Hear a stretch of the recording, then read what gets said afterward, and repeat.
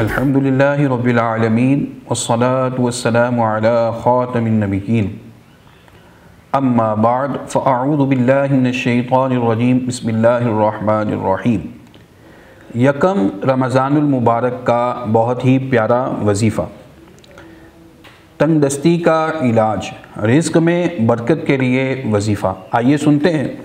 रमज़ानुल मुबारक की चांद रात, यानी जब रमज़ानुल मुबारक का चांद नज़र आ जाए जिस रात को, तो मगरिब की नमाज अदा करने के बाद 21 मरतबा सूरतुल क़द्र, इन्ना अंज़लनाहु फ़ी लैलतिल क़द्र, ये मुकम्मल सूरत 21 मरतबा पढ़ी जाए और अव्वल व आखिर दरूद पाक पढ़ा जाए 3 मरतबा, तो इसकी बरकत से इंशाअल्लाह अज़्ज़ा वजल रिज़्क आपकी तरफ ऐसे बढ़ेगा कि जैसे पानी ऊंचान की तरफ से नीचान की तरफ, यानी ऊंचाई से नीचे आता है, इंशाअल्लाह अज़्ज़ा वजल इस तरह रिज़्क की फरावानी होगी। सल्लु अलल हबीब सल्लल्लाहु तआला अला मुहम्मद व अला आलिहि व सहबिहि व बारिक वसल्लम।